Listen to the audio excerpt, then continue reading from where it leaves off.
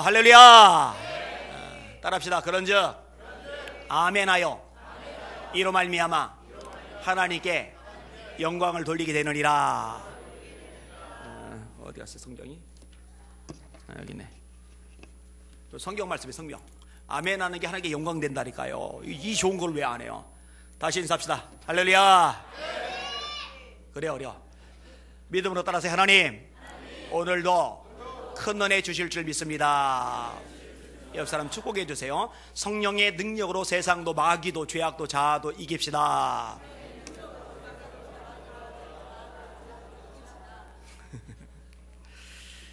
여러분, 여러분의 삶을 돌아볼 때 어떻게 평가를 내리실 수 있을 것 같아요? 나는 그래도 평탄한 삶을 살았다. 내 삶 그래도 좀 편안했다 하시는 분들 마음으로 손 들어 보세요. 마음으로 들라고 그랬어요.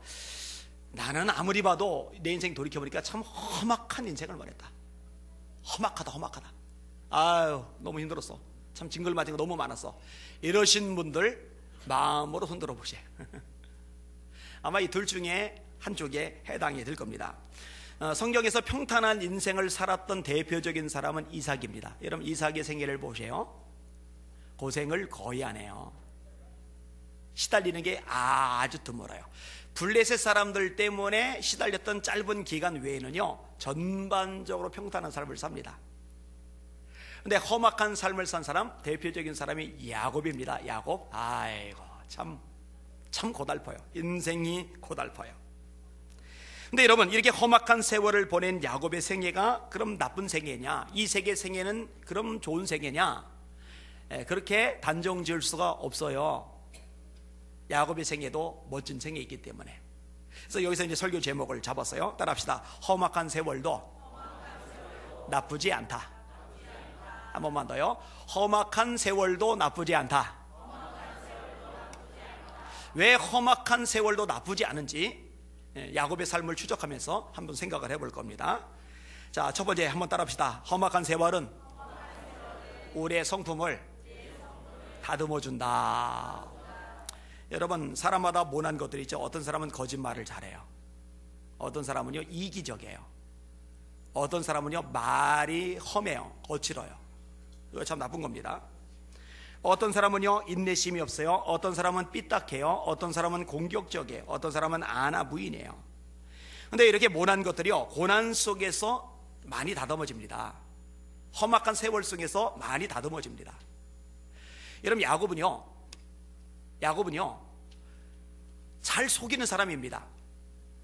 여러분 잘 아시잖아요. 그 형 에서가 사냥을 좋아하는데 사냥하느라고 산으로 들러 뛰어다니느라고 얼마나 진이 빠져요. 얼마나 배가 고파요. 딱 돌아올 타이밍에 뽀글뽀글 팥죽거려서 냄새를 풍기는 거예요.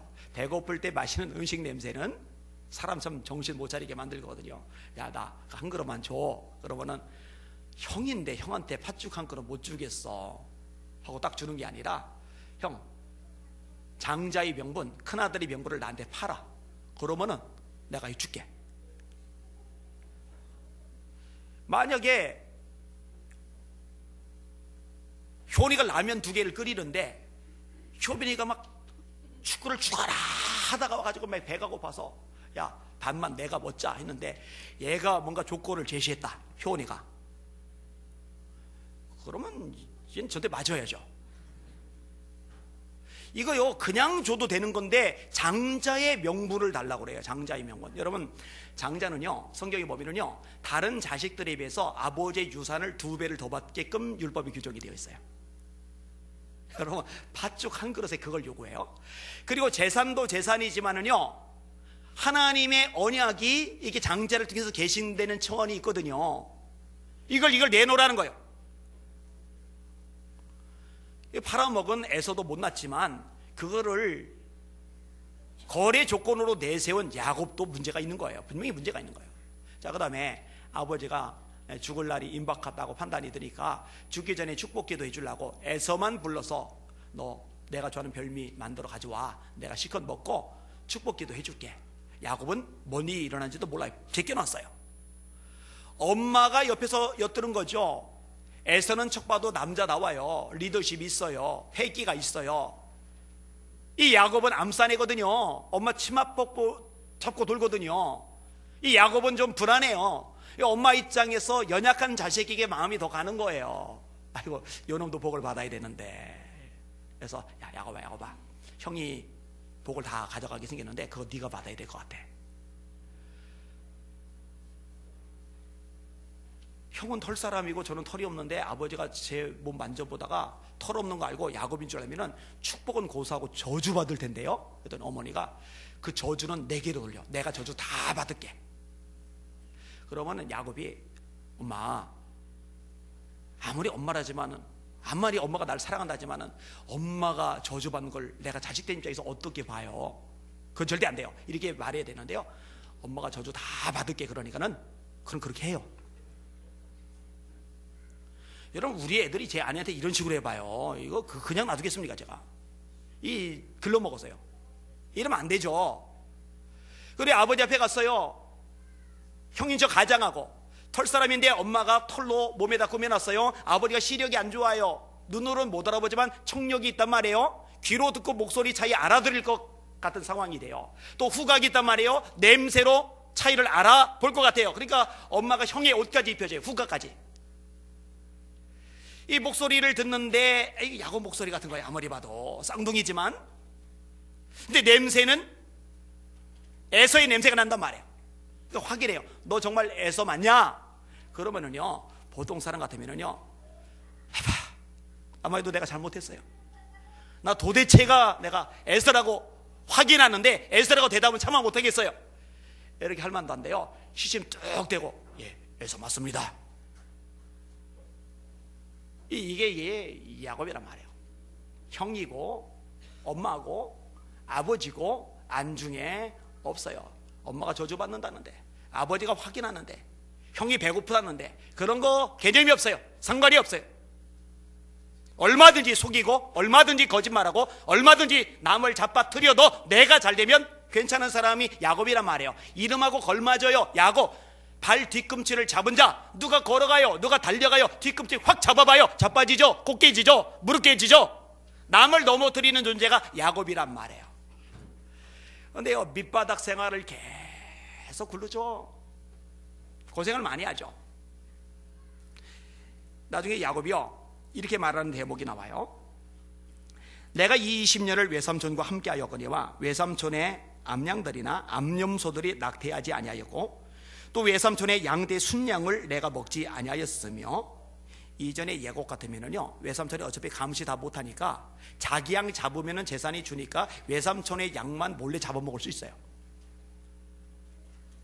근데 그렇게 안 했다는 거예요. 물려 찢긴 것은 내가 외삼촌에게로 가져가지 아니하고 낮에 도둑을 맞았든지 밤에 도둑을 맞았든지 외삼촌이 그것을 내 손에서 찾았으므로 내가 스스로 그것을 보충하였으며, 내가 이와 같이 낮에는 더위와 밤에는 추위를 무릅쓰고 눈 붙일 겨를도 없이 보내었나이다. 정말 성실한 사람으로, 열심을 다하는 사람으로, 최선을 다하는 사람으로 변해요. 외삼촌을 안 속여요. 아버지 속이고 형 속이던 사람이 외삼촌, 한치 걸러 외삼촌을 안 속여요. 다듬어 준 거예요. 여러분, 요셉이 전반적으로 괜찮은 인물입니다만 아직 소년일 때 요셉에게도 허물이 있어요. 약점이 있어요. 그게 뭐냐? 형들의 잘못을 봐요. 그러면은 그냥 가만히 있어도 되는데 요거를 아버지에게 쪼르르 달려가서 고자질을 해요. 형들이 요셉을 미워하도록 원인 제공을 요셉도 했어요. 아버지 야곱도 했죠. 요셉에게만 채색 옷을 입히니까. 근데 요셉도 한 거예요. 여러분 같으면 여러분의 실수, 허물을 쪼르르 누군가에 가서 고자질하면 좋겠어요? 여러분 중에 한 분이 저한테 와서 목사님이요, 저기 무슨 권사님이요, 저 이런 짓 했어요. 그거 알았다고 쳐봐요. 감정이 상할 거란 말이에요. 자, 이런 요셉인데요, 밑바닥 생활 지내죠. 구덩이에도 빠지고 묶여서 끌려가고 노예살이도 하고 감옥살이도 하고, 와, 험악한 세월을 보내요. 이 과정 속에서 요셉이 굉장히 다듬어집니다. 형들을 만나요. 보복하지 않아요. 힘들게 하지 않아요. 오히려 거꾸로 그들을 잘 보살피는 거예요. 그들 품에 안아주는 거예요. 형들의 잘못을 고자질하던 요셉이 형들의 허물과 실수, 더 큰 허물과 더 큰 실수를 봤어요. 아니, 자기가 겪었어요. 그 형들 때문에 치욕적인 삶, 비참한 삶, 험악한 삶, 정말 밑바닥 삶, 너무나 아버지가 그리운 그 외로움의 시간들을 한없이 보내었는데, 그런 부분에 대해서 어떻게 인간이 그럴 수가 있어? 동생 구덩이에 처박아 놓고 밥이 넘어가디? 이런 말 안 해요. 돈 그깟 것 조금 받고 팔아먹고서 잠이 오디? 이런 말 안 해요. 이런 말. 내가 이 긴 세월 얼마나 서러움에 눈물을 흘리고 가슴 졸이며 아버지를 그리워하며 살았는지 니들 알아? 이런 말 안 해요. 형님들, 나를 애굽에 팔았으므로 한탄하지 마소서, 근심하지 마소서. 하나님이 우리 가족의 생명을 구원하시려고 나를 먼저 보내신 것입니다. 뒤에 보면은 내가 형님과 형님들의 자식들을 먹이겠습니다. 할렐루야. 다듬어지는 거예요. 다듬어지는 거예요. 모세도 그렇죠. 40세 무렵에 애굽 사람이 히브리 사람을 괴롭혀요. 정체성이 있어요. 난 히브리 사람. 왜냐면 어머니 요게벳이 모세를 키웠거든요. 바로의 공주의 아들로 입양이 되었지만 미리암이 머리를 잘 써서 어머니가 유모 역할을 하게 했거든요. 그러니까 친엄마가 유모 역할을 하면서 민족의식을 심어준 거예요. 그러니까 애굽의 왕자라는 고귀한 신분인데 내면의 정체성은 나는 히브리 사람이야. 이게 뚜렷한 거예요. 이 정체성이 중요한 거죠. 내가 누군가. 여러분도 이 정체성이 중요해요. 세상에 발 디디고 살아가지만 나는 하나님의 사람이야. 하늘에 속한 사람이야. 내가 이 세상 속에 섞여 살지만 나는 그리스도인이야. 이 정체성 따라합시다. 나는 하늘에 속한 사람이다. 힘차게 나는 그리스도인이다. 이 정체성이 뚜렷해지길 바랍니다. 자, 이 정체성이 뚜렷한 모세가 볼 때 애굽인이 히브리 사람 괴롭히는 거는요, 이거는 열받는 일이에요. 그래도 상황도 보고 처지도 보고 흐름도 보고 해야 되는데요, 이 감정이 막 복받치니까 혈기를 참지 못해서요 애굽 사람을 쳐 죽여버린 거예요. 그리고 모래 밑에 감춰 놓은 거예요. 이게 들통이 나가지고 도망자 돼서 미디안 광야에서 40년을 보낸 거죠. 여러분, 말이 40년이지 이거는요 험악한 세월입니다. 40년간 죽어라고 양쳤는데 출애굽기 3장에 보니까 자기 양이 없어요. 그 장인 이도로의 영을 칠 때에 40년간 죽어라 이랬는데 통장에 잔고가 하나도 없어요. 내게 아무것도 없어요. 여전히 장인어른 밑에 빌 붙어있는 신세예요. 자, 20살에 우리 나이로 쳐서 20살에 고생을 시작해서 60세가 됐어요. 60세 40년간 죽으라고 이랬는데 땡전 한 푼 없고 60 먹었는데, 여러분 이게 성경에서 우리가 몇 줄로 읽어서 그렇지 이거 내 얘기로 대비해서 읽으면은요, 야 이거 보통 일이 아니에요. 보통 일이 아니에요. 야 40년간 정말 힘들었겠다. 정말 지쳤겠다. 정말 마음 상했겠다. 와 이거 자존심이고 뭐고 완전히 작살났겠다. 여러분 그렇게 안 되겠어요? 40년 일했는데 땡전 한 푼 없으니 20살부터 60살까지 일했는데 땡전 한 푼 없어요. 통장 잔고가 0 이렇게 됐어요. 근데요 이 험악한 세월이 모세를 모세에게 맞는 거예요. 백성들 내려오고 출애굽시켰는데요 이놈의 인간들이요, 아이고 글러먹었어요. 진짜 글러먹었어요. 목이 곧다, 강팍하다, 완고하다, 믿음이 없다, 이런 표현들이 계속 나와요. 뭐 하면은 울고 불고 원망하고 불평하고 모세 갈아친다고 그러고. 제가 얘기했잖아요, 목회하다가 조금 힘들 때 그때 모세 생각하면 싹 풀린다고. 우리 교회 성도들이 뻑하면 안희한 목사 가로친다고 그러고 막. 그럼 다 생각을 해봐요. 뻑하면은 돌멩이 들고 달려들어서 쳐 죽인다고. 그냥 5층 문 앞에서 막 초인종 누르는 거 문 열려고 돌 들고 쳐 죽인다고. 문 못 열고 밖 안에서 그냥 떨고 있는 거예요. 여러분 그렇다고 생각을 해봐요. 근데요 모세가 잘 참아요. 정말 잘 참아요. 성경이 뭐라고 묘사하느냐, 따라합시다. 온유함이 지면 위에 모든 사람보다 승한지라. 제가 이게 개역 한글로 외웠어요. 그러니까 세상에 사는 모든 사람들 중에 온유한 성품을 가장 많이 가지고 있는 사람, 이 온유한 성품이 가장 몸에 깊숙이 인격적으로 배어있는 사람이 누구냐? 딱 한 사람 꼽으라면 그게 모세다 이거예요. 모세다. 아니 그 모세가 40년 전에 수틀린다고 쳐 죽이고 모래 밑에 감추던 인간인데, 그 정도 성격이면은 돌 들고 달려드는 인간들 수습된 다음에 그 주동자 색출해가지고 싹 죽여. 이를만도 안 돼. 하나님 앞에 그들 가로막고 나서 하나님 이들 심판하시려면 제 이름도 하나님이 기록한 책에서 지워주세요 하고 오히려 그들을 품에 안고. 도대체 이 징글 맞을 만큼의 인내심이 어디서 생겼어요? 40년 광야 40년 속에서 잡는 훈련 기가 막히게 된 거예요. 다듬어지는 훈련 기가 막히게 된 거예요. 따라합시다.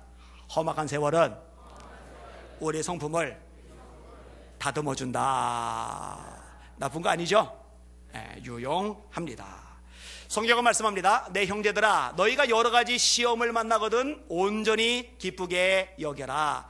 이는 너희 믿음의 시련이 인내를 만들어내는 줄 너희가 알미라. 인내를 온전히 이루라. 이는 너희로 온전하고 구비하여 조금도 부족함이 없게 하려 함이라.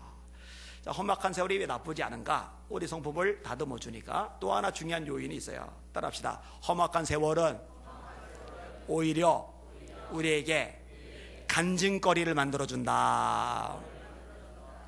할렐루야. 질문할게요. 자, 이삭은 평탄한 삶을 많이 살았고 야곱은 험악한 삶을 많이 살았는데, 자, 이삭하고 야곱 중에 간증거리가 누가 많아요? 야곱이 몇 배 더 많습니다. 훨씬 더 많습니다. 사실 평탄한 삶을 사는 사람에게는요 간증거리가 별로 없어요.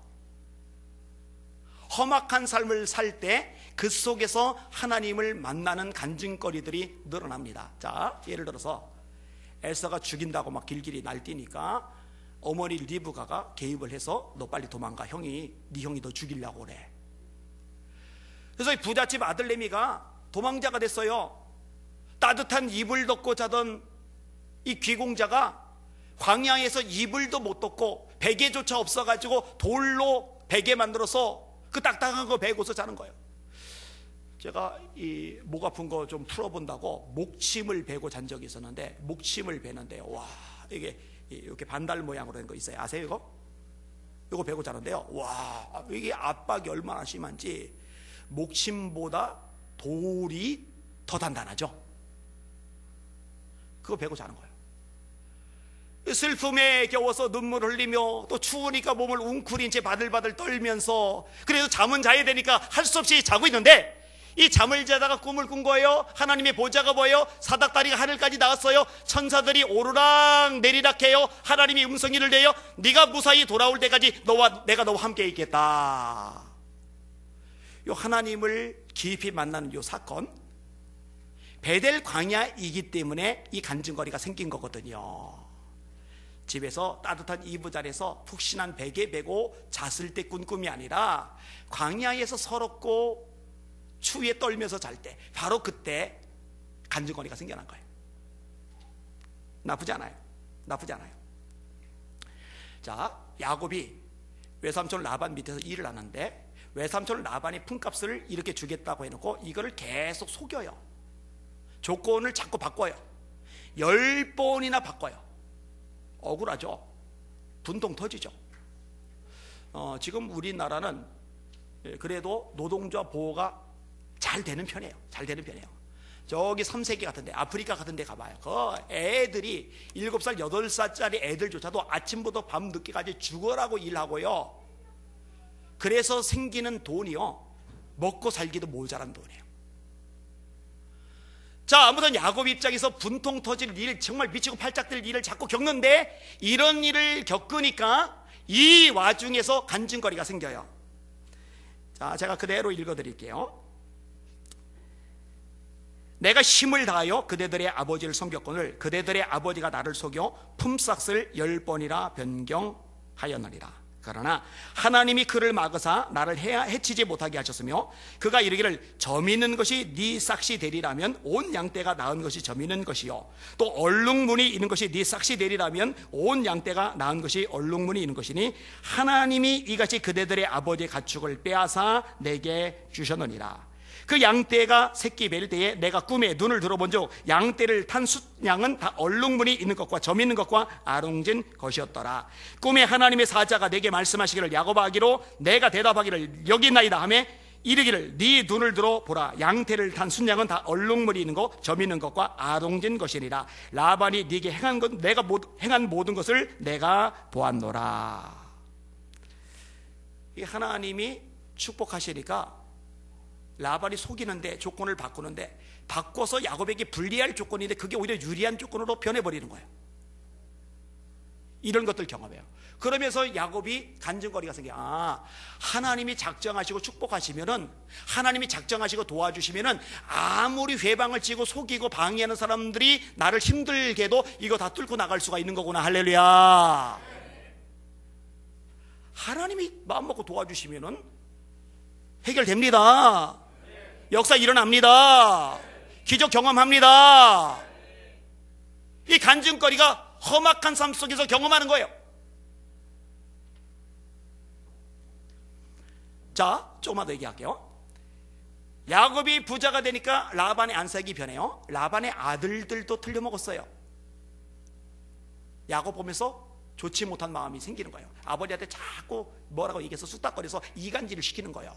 이거 자칫하면은 라반 성격상 이거 다 뺏어가게 생겼거든요. 그래서 아내 자식들 데리고 양떼들 소떼들 거느리고 도망을 쳐요. 도주를 해버렸어요. 요 도망 소식을 라반이 3일 만에 들었어요. 그러면은 아휴 그래도 조카인데 그래 그거 먹고 떨어져라 이래도 될 만한데 야곱 그놈 혼자 도망가는 건 괜찮은데 그 많은 양떼 그 많은 소떼 저거 그냥 가게 할 수는 없지. 그래서 쫓아가는데 7일 길을 쫓아가요. 일주일을 쫓아가요. 와 집요해요. 무서워요. 그냥 두지 않겠다는 거죠. 야곱만 때려잡고 나머지 것 몽땅 가져오면은 돈 들어오니까 대박이니까 다 도착을 했어요. 라반이 그의 형제를 거느리고 7일 길을 쫓아가 길라산에서 그에게 이르렀더니 밤에 하나님이 아람 사람 라반에게 현명하여 이르되 너는 삼가 야곱에게 선악간에 말하지 말라 하였더라. 너 입 다물어 나 하나님이야. 야곱 만났을 때 입 다물어 아무 말도 하지 마. 7일 길 쫓아서 야곱에게 도착을 했어요. 작살 내려고 도착했어요. 할 말이 목까지 쌓였어요. 그런데 아무 말 못하고 꿀먹은 벙어리 냉가서 말듯이 속은 부글부글 끓는데 이걸 보면서 험악한 시간이지만 야곱이 하나 또 간증거리가 생겨요. 하나님은 나를 지켜주는 분이시구나. 시편 121편 따라합시다. 여호와는 너를 지키시는 이시라. 여호와께서 네 오른쪽에서 네 그늘이 되시나니 낮에 해가 너를 상하게 하지 아니하며 밤에 달도 너를 해치지 아니하리로다. 여호와께서 너의 출입을 지금부터 영원까지 지키시리로다. 할렐루야. 험악한 세월이 간증거리를 만들어준다는 거예요. 저는요 제 인생을 돌이켜보면서요 만족스러워요. 어제도 아내하고 얘기하면서 행복하다. 그래서 아내가 자기도 행복하대요. 저는 이래봬도 아내를 행복하게 만들어주는 능력 있는 남편입니다. 행복하대요. 제 지난 삶의 과정 돌이켜보면 만족스러워요. 아버지가 알코올 중독이던 거, 도박 중독이던 거, 집이 가난하던 거, 어릴 때 신문 돌리던 거, 신문 돌리다가 중학교 때 파리 하나 잘려나간 것, 너무 외롭게 지난 것, 이 모든 것들이, 이 모든 아픔, 이 험악한 시간들이 저에게요 어마어마한 간증거리를 만들어줬어요.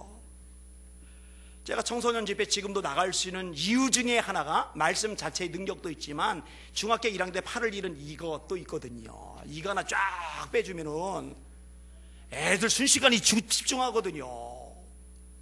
험악한 세월만큼 간증거리가 저한테 있는 거예요. 몇 주 전에 성결신문 기사에 제 기사가 나왔는데 이렇게 기사를 썼더라고요. 한 인물이 이토록 드라마 같은 삶을 살 수 있을까? 안희안 목사를 바라보는 주변 사람은 종종 이렇게 말한다. 안희안 목사는 건강하게 살아가다가 중학교 1학년 때 교통사고로 왼쪽 팔을 잃었다. 상상도 할 수 없는 아픔과 절망이 떠오르겠지만 안 목사는 좌절하지 않고 하늘의 비전과 희망을 바라봤고 하나님은 그의 마음의 상처를 치유해 주셨다. 지금 그는 비록 한쪽 팔이 없지만 양팔을 다 가진 사람들보다 하나님께 더 많이 쓰임받고 있다. 쉴 틈도 없이 전국을 누비며 말씀을 전하고 한국교회 차세대 지도자로 선정되는 영광도 누렸다. 또 그는 성도들의 가슴을 울리는 책도 여러 권 펴냈다.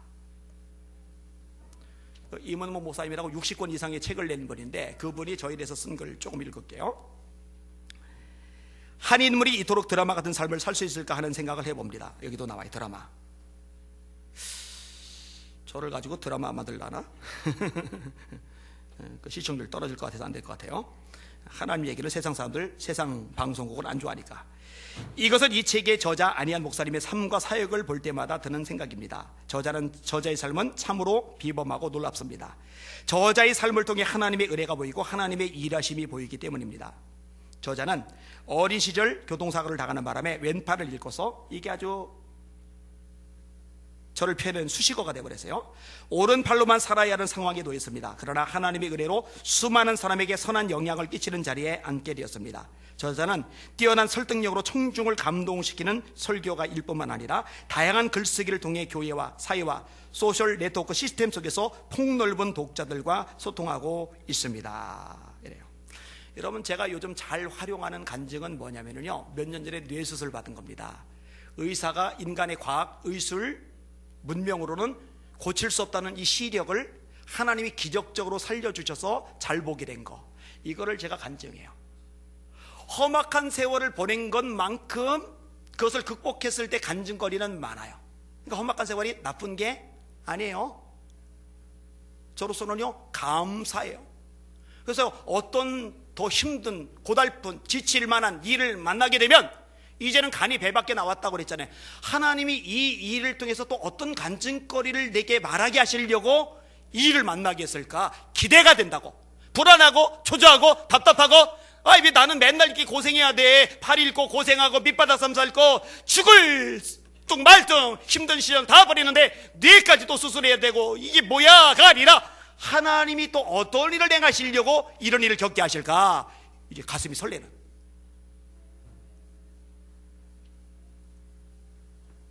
나쁜 게 아니라니까요. 자, 마지막 하나만 더 생각을 해볼게요. 자, 따라해 봅시다. 험악한 세월은 우리로 하여금 하나님만 바라보게 해준다. 험악한 세월은 우리로 하여금 하나님만 바라보게 해줍니다. 여러분, 사람은요, 한눈을 잘 파는 존재입니다. 한눈 잘 팔아요. 하나님보다 다른 거 자꾸 의지하려고 그래요. 하나님보다 통장 잔고를 의지하려고 그래요. 하나님보다 마련된 주택을 의지하려고 그래요. 하나님보다 사람, 어릴 때는 부모, 나중에는 자식들 의지하려고 그래요. 자신의 스펙을 의지하고 자신의 능력을 의지하려고 그래요. 하나님을 의지해야 되는데, 인물 좀 반반한 사람들은 자신의 인물을 의지하려고 그래요.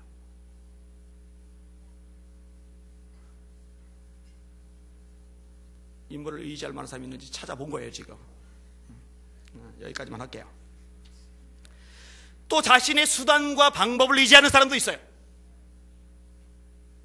이거요, 조그만 기댈 언덕, 비빌 언덕이 있으면요, 하나님이 아니고 그쪽으로 이렇게 기웁니다. 이 사람의 본성이에요. 사람의 본성이에요. 근데 하나님 그거 싫어하세요. 하나님은요, 하나님만을 바라보기를 원하세요. 따라합시다. 귀인들을 의지하지 말며 도울 힘이 없는 인생들을 의지하지 말라. 시편 146편에 정확하게 아주 직접적으로 하나님이 말씀하셔요. 예레미야 17장, 여호와께서 이와 같이 말씀하시니라. 무릇 사람을 믿으며 육신으로 그의 힘을 삼고, 사람을 믿으며 육신으로 그의 힘을 삼고 마음이 여호와에게서 떠난 그 사람은 저주를 받을 것이라. 그는 사막의 떨기나무 같아서 좋은 일이 오는 것을 보지 못하고 광야 간주한 곳, 건건한 땅, 그 사람이 살지 않는 땅에 살리라. 그 다음 구절, 그러나 무릇 여호와를 의지하며 여호와를 의뢰하는 그 사람은 복을 받을 것이라. 여호와를 의지하며 여호와를 의뢰하는 그 사람은 복을 받을 것이라. 여러분들이 그런 사람들 되시기를 예수님의 이름으로 축원합니다. 믿음으로 따라하세요. 하나님을 의지하는 사람, 하나님을 의뢰하는 사람, 그 사람이 복을 받는다. 성경 말씀이에요. 그는 물가에 심어진 나무가 그 뿌리를 강변에 뻗치고 더위가 올지라도 무서워하지 아니하며 그 잎이 청청하며 가뭄은 해에도 걱정이 없고 결실이 그치지 아니함 같으리라. 가뭄이 와요, 위기가 닥쳐요, 문제가 닥쳐요, 시련이 닥쳐요, 재난이 닥쳐요, 수많은 공격들이 다가와요. 그런데 걱정이 없고 결실이 그치지 아니함 같으니라. 하나님만 의지하는 사람에게 이 복을 주신다는 거예요. 근데 여러분, 언제 하나님만 의지하게 되느냐? 험악한 세월 속에서 안 된다, 이건 도대체가 안 된다, 내 힘으로, 내 의지로, 내 노력으로, 내 수단 방법으로, 머리 굴리는 걸로 온갖 잡동사니로 해보지만은 안 되는 이런 험악한 세월 속에서 하나님밖에는 없구나, 이게 비로소 진짜 제대로 새겨지는 거예요. 자, 야곱 입장에서는요, 혼자 도망갔잖아요. 그러니까 가족에 대한 애착이 남보다 커요. 그리고 무일푼으로 도망갔잖아요. 물질에 대한 집착이 누구보다 클 수 있어요. 근데 형 에서가 400명을 거느리고 죽이러 와요. 20년간 죽을 고생하고 이제 좀 편안하게 살려니 생각했더니만 그 20년 끄트머리에 또 형이 400명을 죽이러 오니, 와, 이렇게 험악한 인생 보낸 사람이 세상에 어디 있어요? 그 험악한 상황 속에서 아내가 도움이 안 되는 거예요. 자식들이 도움이 안 되는 거예요. 재산도 도움이 안 되는 거예요. 바라볼 대상이 딱 하나밖에 안 남는 거예요. 그래서 천사 잡고 씨름하는 거예요. 밤새도록 기도하는 거예요. 나를 축복해 주셔야 됩니다. 이 마음 가지고, 당신이 아니면, 하나님이 아니면 안 됩니다. 이 마음 가지고 매달리는 거예요. 천사가 엉덩이 뼈를 쳤어요. 뼈가 어긋났어요. 통증이 전체를 파고들어요. 야곱이 절어요. 장애인이 되었대요. 이렇게 아픈데, 이렇게 힘든데 그래도 안 놔요. 하나님, 나를 축복해 주세요. 당신이 나를 축복해 주지 아니하면 나는 가게 하지 않을 겁니다. 당신밖에 안 남았어요. 하나님밖에 안 남았어요. 안 나요. 놓을 수 없어요. 아파도 안 나요. 죽어도 안 나요. 너 이름 뭐야? 야곱인데요, 이제 야곱이라고 하지 마. 너 이름 이스라엘이야. 너 하나님과 겨루어 이겼잖아.